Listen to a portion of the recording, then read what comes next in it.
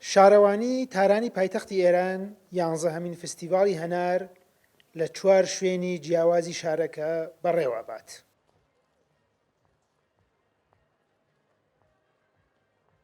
ئێران ساڵانە زیاتر لە 1,500,000 تەن هەنار بەرهەمەهێنێت و یەکێکە لە 3 وڵاتی یەکەمی جیهان لە ڕووی ڕێژەی بەرهەمهێنانی هەنار و ساڵانەش زیاتر لە 120 هەناری جیهان لە ئێران بەرهەمدێت.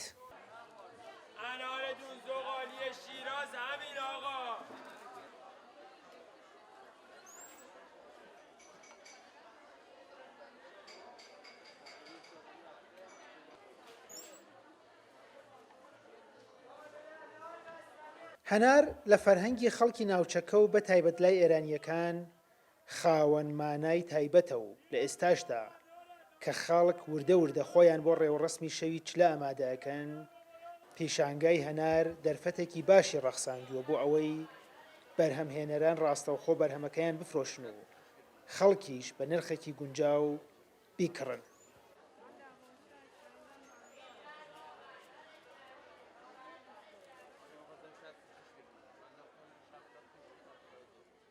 همزمانی به یکی از رخدادهای بزرگ لەو ڕۆ کە نزیک دەبینەوە لە بۆنەیەکی زۆر گرنگی فەرهەنگی واتە شەوی چلە، بۆیە ئەم فێستیڤاڵە لە کۆتاییەکانی پاییز بەڕێوە دەبین و هەناریش یەکێکە لە میوە گرنگەکانی شەوی چلە، بۆیە بڕیاری ئەم فێستیڤاڵە لەم کاتەدا دراوە و ئەمەش پەیام و گرنگی خۆی هەیە. ایرانی اسلامی این جشنواره را در فصل پاییز برگزار میکنه.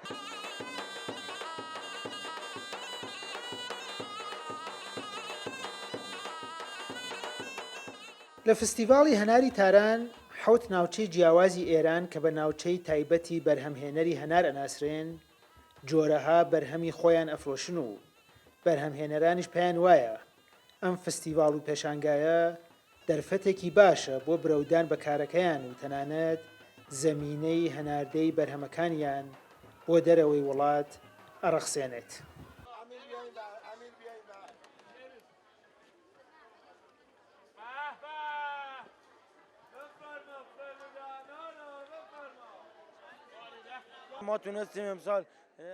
بەڕاستی ئەمە دەرفەتێکی زۆر باشە، چونکە بەرهەمی خۆمان ڕاستەوخۆ بەدەست خەڵک ئەگەیەنین و بە نرخێکی گونجاو ئەیفرۆشین. پێشوازی خەڵکیش زۆر باش بووە. شارەوانی تاران ئەمساڵ بڕیاری داوە فستیڤاڵی هەنار لە 4 ناوچەی جیاوازی ئەم شارە بەڕێوە ببات.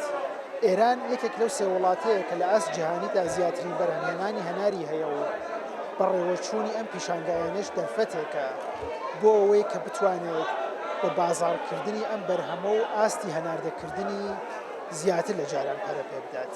سامان سلێمانی، کورتسات نیوز، تاران.